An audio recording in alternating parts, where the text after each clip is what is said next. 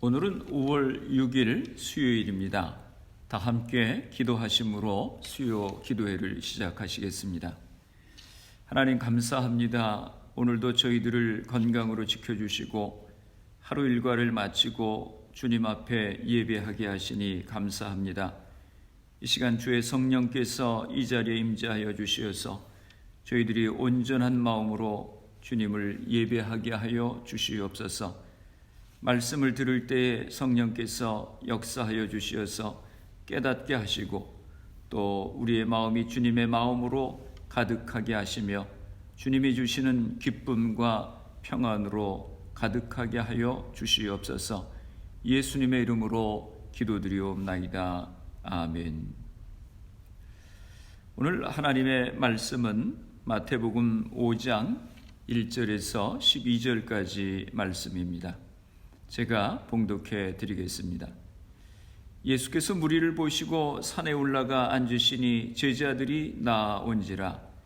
입을 열어 가르쳐 이르시되 심령이 가난한 자는 복이 있나니 천국이 그들의 것이며 애통하는 자는 복이 있나니 그들이 위로를 받을 것이며 온유한 자는 복이 있나니 그들이 땅을 기업으로 받을 것이며 의에 줄이고 목마른 자는 복이 있나니 그들이 배부를 것이며 긍휼히 여기는 자는 복이 있나니 그들이 긍휼히 여김을 받을 것이며 마음이 청결한 자는 복이 있나니 그들이 하나님을 볼 것이며 화평하게 하는 자는 복이 있나니 그들이 하나님의 아들이라 일컬음을 받을 것이며 의를 위하여 박해를 받은 자는 복이 있나니 천국이 그들의 것임이라.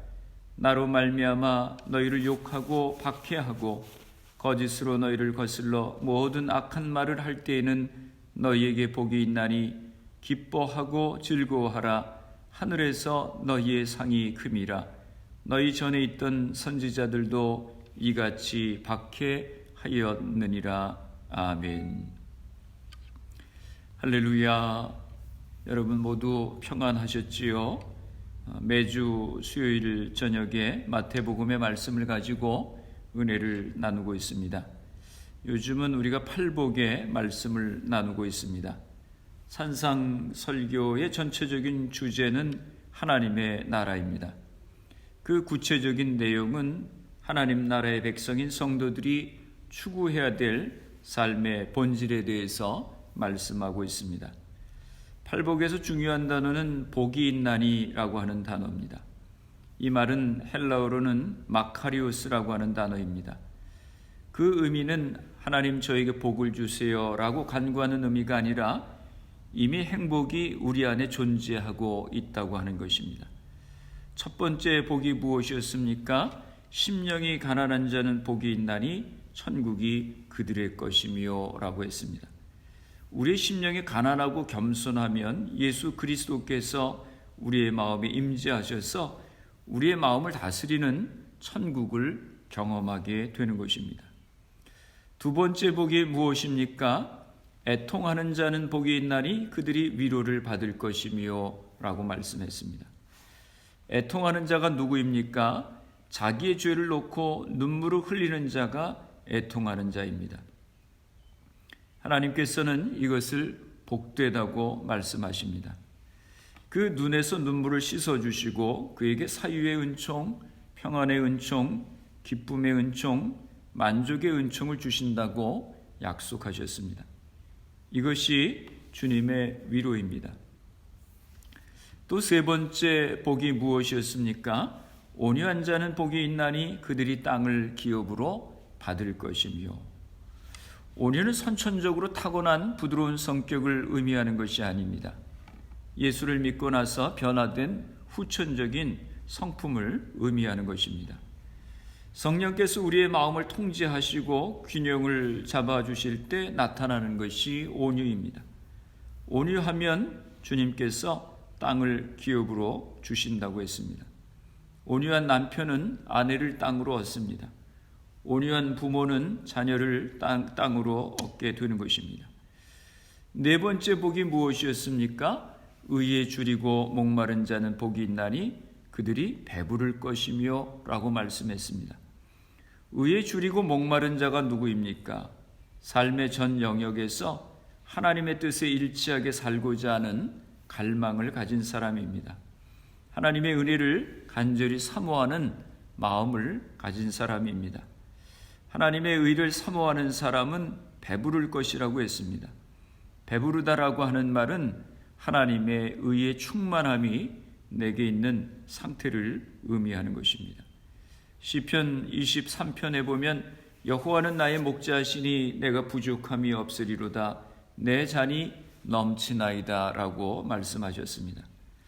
예수 그리스도로 인해서 부족함이 없고 내 잔이 넘치는 영적인 배부름을 경험하게 되는 것입니다. 다섯 번째 복이 무엇이었습니까? 긍휼히 여기는 자는 복이 있나니 그들이 긍휼히 여김을 받을 것이며 라고 했습니다. 긍휼이라고 하는 것은 긍휼의 마음과 행동이 같이 가는 것입니다. 긍휼이라고 하는 것은 무력한 자, 구원을 요청하는 자에게 도움을 베푸는 사랑인 것입니다. 그런 긍휼을 베푸는 자는 또 우리들도 긍휼히 여김을 받게 된다고 했습니다.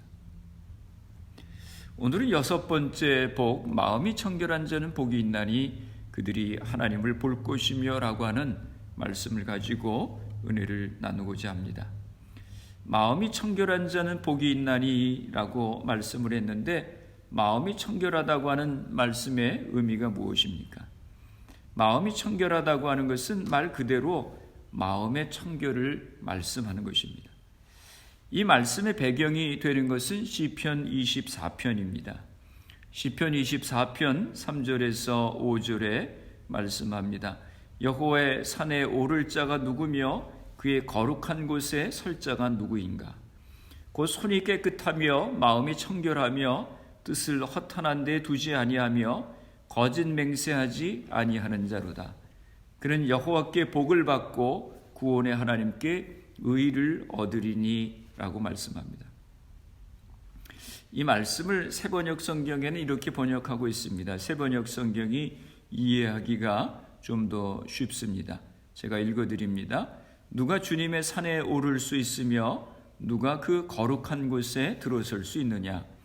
깨끗한 손과 해맑은 마음을 가진 사람, 헛된 우상에게 마음이 팔리지 않고 거짓 맹세를 하지 않는 사람이다. 그런 사람은 주님께서 주시는 복을 받고 그를 구원하시는 하나님께로부터 의롭다고 인정받을 사람이다 라고 말씀합니다. 여러분, 하나님의 산에 오를 자가 누구라고 했습니까? 외면이 깨끗한 것만 가지고는 안 된다고 하는 것입니다. 손이 깨끗한 것만 가지고는 안 된다고 하는 것입니다. 우리의 내면이 깨끗해야 된다고 하는 것입니다. 요즘 코로나 바이러스 때문에 손 씻는 것이 무척 중요하지요. 전에 코로나 바이러스가 막 시작할 때에 아직 우리가 이제 교회 모여서 예배 드릴 때였었는데 우리 교회 그 의사인 한 자매가 그 예배 후에 이제 같이 얘기를 하는데 손 씻는 것의 중요성에 대해서 얘기를 했습니다. 그래서 어떻게 손을 씻어야 되는지 가르쳐 주었습니다. 외적인 청결함도 중요하지만 내면도 함께 청결해야 된다고 하는 것입니다. 깨끗한 마음을 가져야 하나님의 산에 오를 수 있다고 하는 것입니다. 예수님 당시의 랍비 전승에 보면 그 랍비 전승에는 외면의 청결함을 굉장히 강조했습니다. 랍비 전승의 그 정결에 관한 주제를 다루는 부분에서 그 정결에 대해서만 무려 200쪽에 달할 정도로 그렇게 많은 내용을 다루고 있다고 하는 것입니다. 그 내용에 보면 어떻게 그릇을 정결하게 사용해야 되는지, 어떻게 장막을 정결하게 사용해야 되는지, 어떻게 우리의 몸과 손을 깨끗하게 씻어야 되는지 등등 수많은 정결에 대한 사항들을 기록하고 있다고 하는 것입니다. 그런데 그렇게 많은 그 정결에 대한 그 문서 가운데 마음의 정결에 대해서는 별로 다루지 않았다고 하는 것입니다. 예수님께서는 이 말씀을 그 당시의 종교적인 형식으로 완벽했던 바리새인들을 마음에 두고 하신 말씀이었습니다. 그 바리새인들은 십계명과 구약의 율법들을 확대 해석해서 탈무드를 만들었고 성경에 없는 것까지 조목조목 해석을 해서 어떻게 완벽하게 행동하고 살아야 하나님께서 기뻐하실까를 평생 연구하는 사람들이었습니다. 또 그들은 안식일에 노동을 해서는 안 된다고 하며 죄의 범위를 규정지었습니다. 예를 들면 물건을 어느 정도 이상 들어올리면 노동으로 간주가 돼서 죄가 되고 또 몇 발자국 이상 길을 걸어가면 죄가 되고 하는 그런 규정까지도 다 만들었습니다. 이스라엘에서 선교 사역을 하시는 선교사님이 하루는 TV를 보는데 TV에 이스라엘에서 잘 알려진 랍비 두 사람이 안식일에 대해서 논쟁을 하고 있었는데 그때 화제가 되었던 것이 안식일 날 차를 끓이는 것이 일인가 아닌가 여기에 대해서 논쟁이 붙었다고 하는 것입니다. 우리는 상상도 할 수 없는 일인데 유대인들이 이렇게 의식 절차에 매여서 생활을 했다고 하는 것입니다. 구약 성경의 중심 구절로 알려져 있는 신명기 6장 5절 말씀에 보면 너는 마음을 다하고 성품을 다하고 힘을 다하여 네 하나님 여호와를 사랑하라 라고 말씀합니다. 이것이 율법의 핵심입니다. 그럼에도 바리새인들은 종교적인 규례와 규정에 매여서 살았습니다. 마음의 상태가 중요한데 마음에서 우러나오는 사랑을 주님이 받기 원하시는데 마음의 자세보다 외적으로 종교 절차를 밟고 그리고 감투를 쓰는 것이 자칭 거룩하다고 말하고 있었던 것입니다. 그래서 예수님께서 바리새인들을 굉장히 많이 책망하셨습니다. 마태복음 23장 25절에서 28절에 보면 이렇게 말씀하십니다. 화 있을진저 외식하는 서기관들과 바리새인들이여 잔과 대접의 겉은 깨끗이 하되 그 안에는 탐욕과 방탕으로 가득하게 하는도다. 눈먼 바리새인이여 너는 먼저 안을 깨끗이 하라. 그리하면 겉도 깨끗하리라. 화 있을진저 외식하는 서기관들과 바리새인들이여 회칠한 무덤 같으니 겉으로는 아름답게 보이나 그 안에는 죽은 사람의 뼈와 모든 더러운 것이 가득하도다. 이와 같이 너희도 겉으로는 사람에게 옳게 보이되 안으로는 외식과 불법이 가득하도다 라고 말씀합니다. 아마 바리새인들에게는 겉으로 깨끗한 사람이 복이 있나니 저희가 하나님을 볼 것이며 라고 말씀했다고 하면 더 잘 어울렸을 것입니다. 러시아가 한때는 기독교 국가라고 불려진 적이 있었습니다. 기독교 국가가 공산주의로 넘어지고 무신론주의로 넘어지는 것을 우리가 보게 됐는데 그렇게 쓰러지기 전에 러시아의 정교회를 보면은 정교회가 얼마나 의식 자체에 묶여 있었는지 모릅니다. 그래서 교회 지도자들은 만나서 얘기할 때 축도할 때 손을 얼마나 높이 드는 것이 더 거룩한가 이에 대해 서로 논쟁하고 가운을 입을 때 가운이 얼마나 길어야 되는가 이런 것을 가지고 논쟁을 했다고 하는 것입니다. 주님의 영광을 보여야 되는 교회가 이런 것을 가지고 화제거리를 만들었습니다. 의식과 절차에 너무 많이 묶여 있었습니다. 그래서 힘이 없었습니다. 주님의 능력을 잃어버렸던 것입니다. 그래서 기독교 국가가 쓰러지게 된 것입니다. 오늘날에도 바리새인들처럼 법적으로 겉으로만 죄를 짓지 않으면 된다고 생각하는 사람들이 많이 있습니다. 그래서 겉으로 살인하지 아니하고 간음하지 아니하고 거짓말하지 아니하고 남에게 피해를 주지 않았다면 우리는 인격자로 인정을 받습니다. 그러나 우리의 내면은 기막힌 미움과 질투, 끊임없는 정욕으로 사로잡혀 있고 기술적으로 우리의 이익을 추구하며 살아가고 있습니다. 예수님께서는 의식적이고 외적인 청결함에 몰두해 있는 바리새인들에게 이렇게 꾸짖으십니다. 화 있을진저 외식하는 서기관들과 바리새인들이여 회칠한 무덤 같으니 겉으로는 아름답게 보이나 그 안에는 죽은 사람의 뼈와 모든 더러운 것이 가득하도다 라고 말씀합니다. 예수님께서 무섭게 사람을 꿰뚫어 보신 것입니다. 마음이 청결한 자가 복이 있습니다.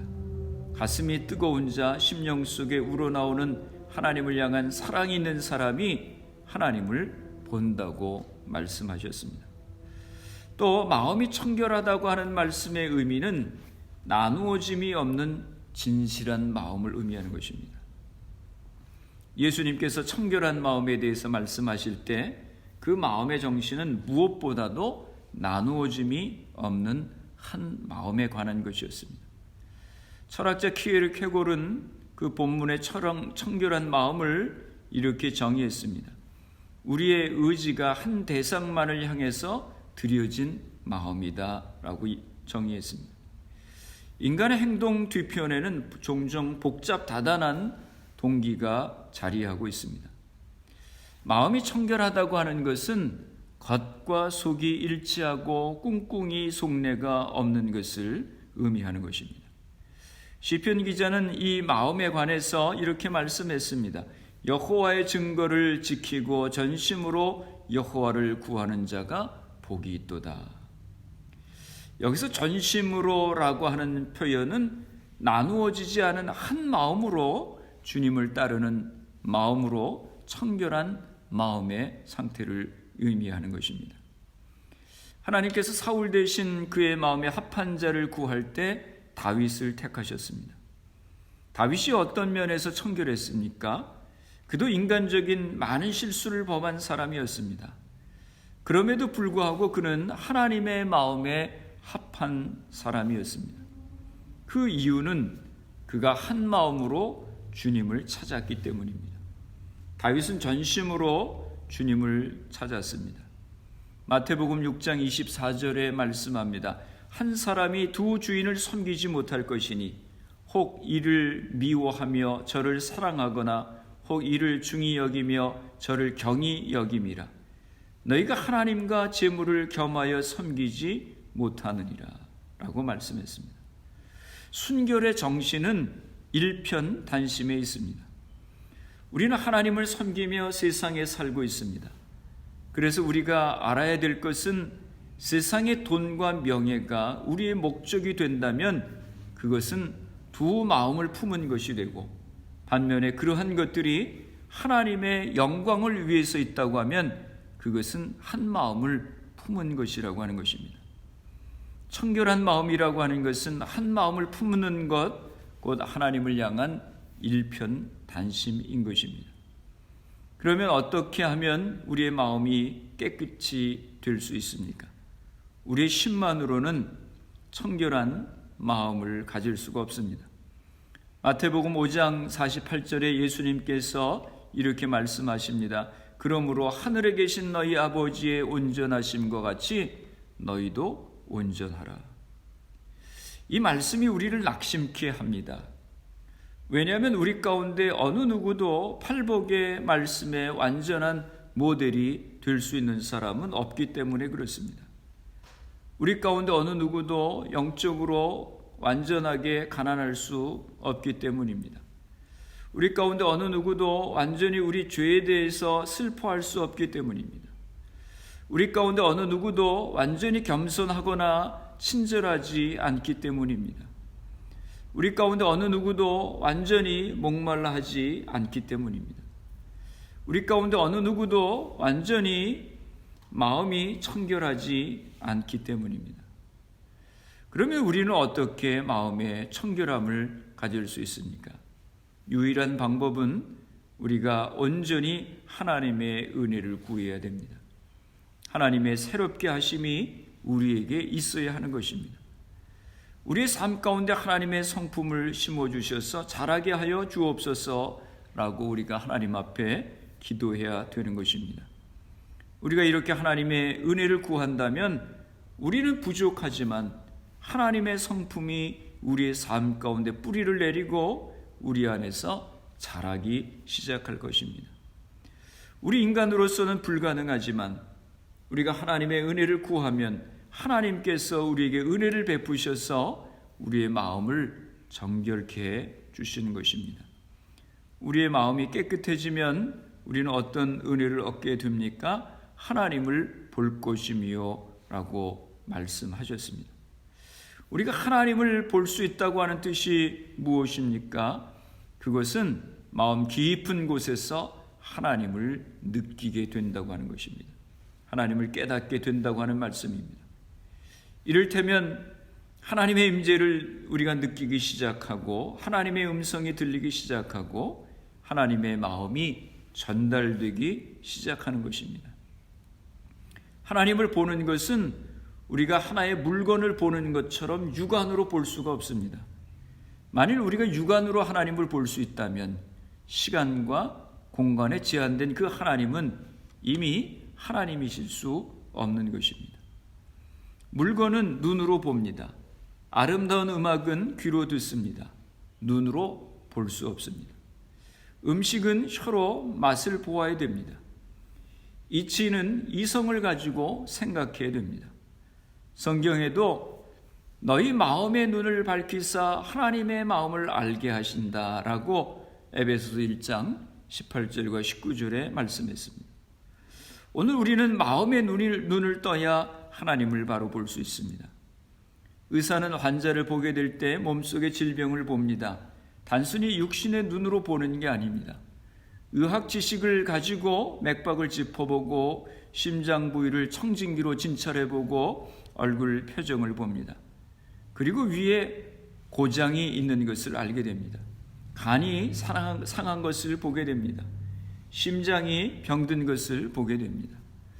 의사가 경험과 지식에 의해서 병을 보는 것처럼 우리도 영적인 경험을 통해서 하나님을 볼 수가 있게 되는 것입니다. 젊은이들이 서로 사랑할 때 그 사랑을 어떻게 봅니까? 그 마음을 어떻게 볼 수 있습니까? 그러나 우리는 사랑하는 사람들이 서로의 사랑을 보는 것을 알 수가 있습니다. 눈으로 보았기 때문이 아닙니다. 하나님을 본다고 하는 말은 육안으로 본다고 하는 말이 아닙니다. 우리가 종종 듣게 되는 하나님을 보여주십시오. 그러면 내가 믿겠습니다라고 하는 것은 지극히 비합리적이고 이치에 맞지 않는 말인 것입니다. 시편 14편 1절에 보면 이렇게 말씀합니다. 하나님이 없다고 하는 자는 가장 어리석은 자다라고 말씀했습니다. 우리는 하나님의 사랑을 체험하고 그분과의 교제를 통해서 살아계신 하나님을 만나볼 수 있습니다. 과학의 명제는 이것을 봄으로 여기 있는 것을 믿는다라고 하는 것입니다. 그러나 신앙의 명제는 믿음으로 본다라고 하는 것입니다. 지금 이 공간에 아무것도 보이지 않지만 실상은 많은 전파가 들어와 있습니다. 육안으로 보이지 않지만 라디오를 가지고 주파수를 맞추면 뉴스를 들을 수가 있습니다. TV 방송을 시청할 수 있습니다. 문제는 내게 리시버가 있어서 주파수를 맞출 수 있느냐라고 하는 것입니다. 보이지 않기 때문에 없다라고 하는 말은 성립되지 않는 것입니다.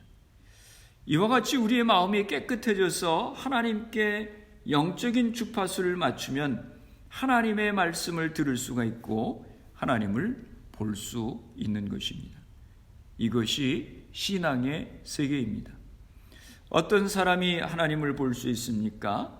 우리의 마음을 깨끗이 하고 불순한 생각, 탐욕, 정욕, 시기와 미움의 마음을 제거해버리고 깨끗한 양심을 가지게 될 때 하나님의 존재를 체험하고 하나님으로 더불어 승리하는 삶을 살 수 있게 되는 것입니다.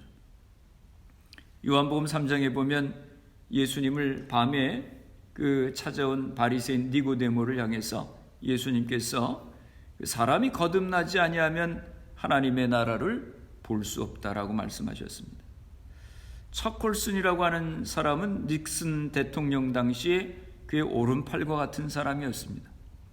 30대 초반에 대통령의 오른팔이 됐습니다. 비상한 머리와 리더십을 소유한 사람이었습니다. 닉슨이 워러게이트 스캔들로 쓰러졌을 때 제일 처음으로 희생당한 사람 중에 한 사람이 바로 이 사람이었습니다. 그는 그래서 감옥에 가게 됩니다. 그는 세상에서 가장 높은 자리에 있다가 가장 낮은 자리로 한순간에 떨어지는 그런 체험을 하게 됐습니다.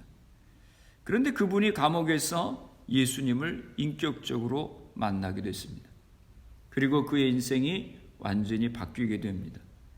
그가 나중에 석방되어 나왔을 때 자기의 남은 삶을 어떻게 살아야 되는가 곰곰이 생각하고 기도하다가 나와 같이 인생의 밑바닥에서 어려움 가운데 있는 사람들에게 그 하나님을 만나도록 도와줘야 되겠다라고 생각을 합니다. 그래서 그 교도소에 갇힌 사람들에게 하나님을 만나도록 도와주기 위해서 자기의 삶을 바치기로 그렇게 결심하게 됩니다. 그리고 그는 국제교도소 선교회를 창설하게 됐습니다. 그는 이 선교단체 회장으로서 전 세계 교도소를 이제 가보게 되었습니다. 그런데 그에게 가장 큰 감동을 주었던 가장 유별났던 한 교도소는 남미섬에 있는 교도소였습니다. 이 교도소는 남미에서 가장 흉악한 죄수들이 모여 있는 곳이었습니다. 가장 흉악한 범죄들을 보내는 그런 곳이었습니다. 흉악한 죄수들이 모인 곳이기 때문에 그것을 운영하기가 무척 어려웠다고 합니다. 나중에는 정부도 손을 들 정도였다고 합니다. 그때 남미에서 특별한 사명을 받고 교도소 선교를 위해서 기도했던 교회들이 마음을 합해서 우리가 한번 교도소를 운영해 보자. 다른 곳에서 다 포기한 교도소를 성경의 원칙과 하나님의 은혜의 원칙으로 한번 운영해 보자 하고 운영을 하게 됐는데 정말 몇 년 후에 그 교도소가 완전히 변하게 되었다고 하는 것입니다. 척 콜슨이 이 사실을 알고 비결이 무엇인가 알기 위해서 그곳을 방문하게 되었습니다. 소문대로 그 교도소 안에 있는 죄수들은 아주 질서 있게 생활하고 있었고 교도소지만 분위기가 아주 밝고 명랑하게 느껴졌습니다. 굉장히 감동을 받았다고 하는 것입니다. 그래서 그는 그를 인도하고 있는 한 죄수 중에 형제에게 물었습니다. 형제님, 비결이 무엇입니까? 내가 수많은 교도소를 다녀봤지만 이런 교도소는 처음 봅니다. 비결이 뭡니까? 라고 물었습니다. 그때 그 죄수 형제가 척콜슨을 어느 한 곳으로 인도합니다.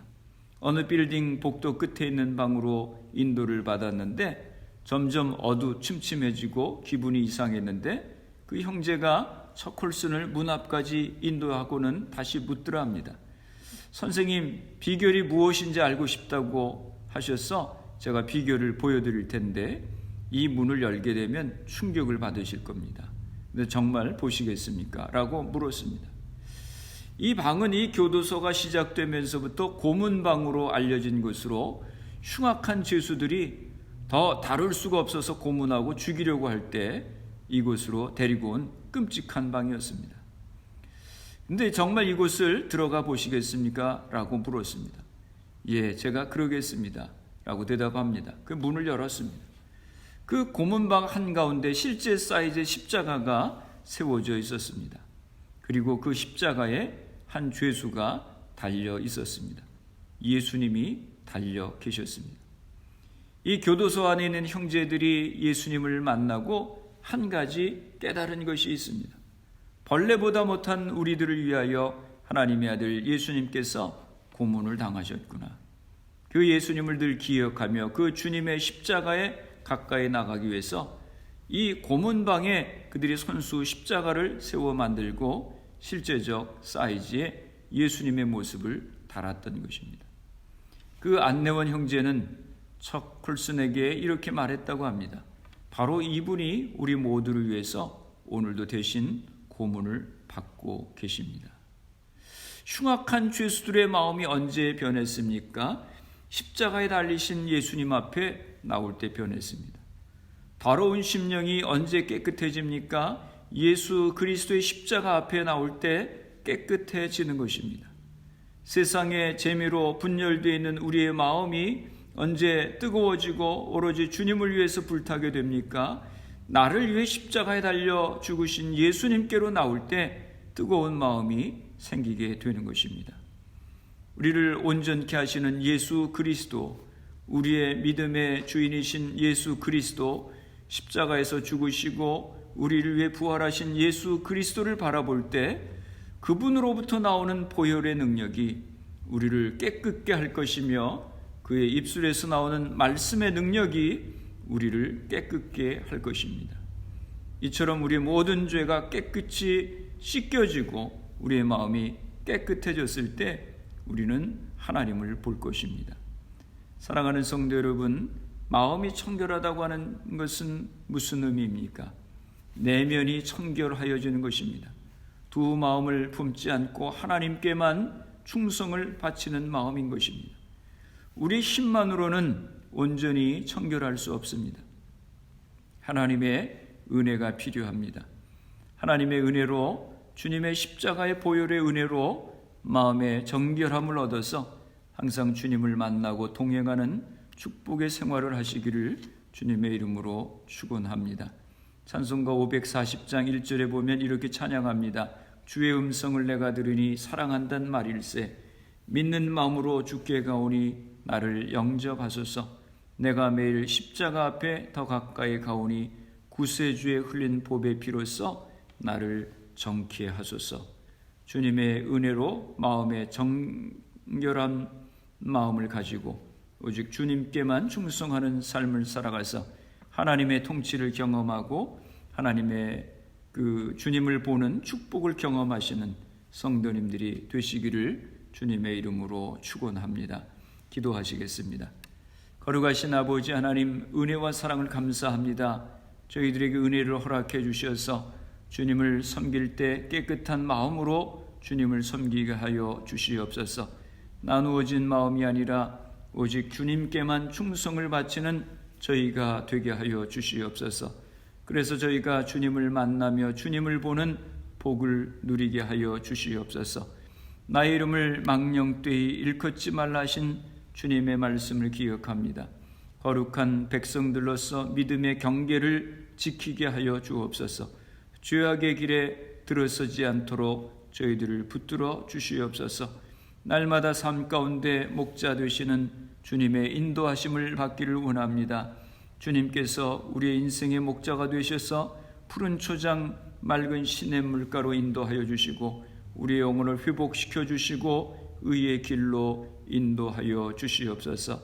가정의 달입니다. 우리의 가정들을 축복하여 주시어서 믿음의 가정들이 되게 하시고 대대손손이 주님을 섬길 수 있도록 우리의 가정을 복되게 하여 주시옵소서.